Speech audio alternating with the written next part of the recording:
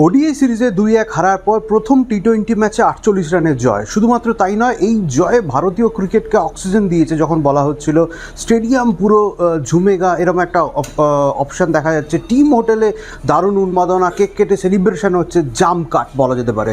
তার ঠিক কিছু ঘন্টা পরে গভীর রাতে কোচ গৌতম গম্ভীরের একটি বিস্ফোরক টুইট, তারপরেই যেন ভারতীয় ক্রিকেট কার্যত দিশাহীন মতো লাগছে। এরকম কেন মনে হচ্ছে?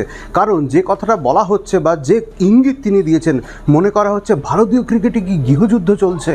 এমনকি গৌতম গম্ভীরের সঙ্গে কি মহারথীদের লড়াইটা চলছে, আরও চওড়া হয়েছে, এই রকম যখন সম্ভাবনা হয়েছে, তার এই টুইট, গৌতম গম্ভীরের এই টুইট কার্যত ঘৃতাহুতি বলা যেতে পারে।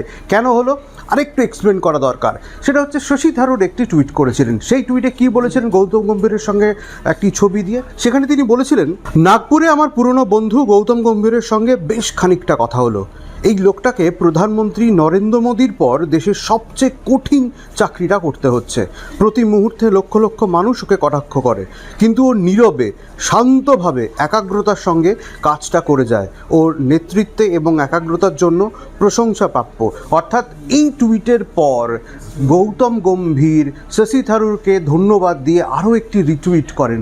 সেইখানে প্রত্যেকটা লাইন খুব ইঙ্গিতপূর্ণ, এবং তিনি কি বলেছেন এক্স্যাক্টলি স্ক্রিনে দেখুন, আপনাদের দেখাচ্ছি সেই লেখা। অনেক ধন্যবাদ থারুরকে।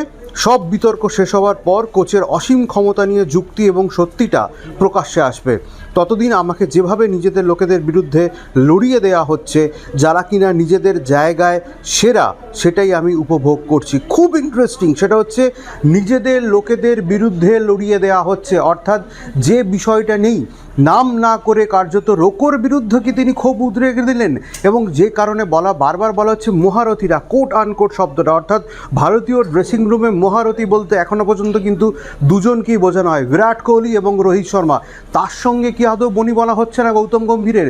এই যে নিজেদের লোকেদের সঙ্গে লড়িয়ে দেওয়া হচ্ছে, আসলে কোনটা সত্যি? কোচ হিসাবে তার যে অপার ক্ষমতা, এটাকে ভ্রান্ত বলে দাবি করছেন গৌতম গম্ভীর। এবং মোস্ট ইম্পর্ট্যান্ট যেটা বলেছেন, সেটা হচ্ছে আদৌ কি ভারতীয় ক্রিকেটে শান্তি রয়েছে, গৃহযুদ্ধ চলছে না তো? এই প্রশ্নটা কিন্তু এই দুই টুইটের খেলাদের মাধ্যমে আরও চওড়া হয়ে উঠল।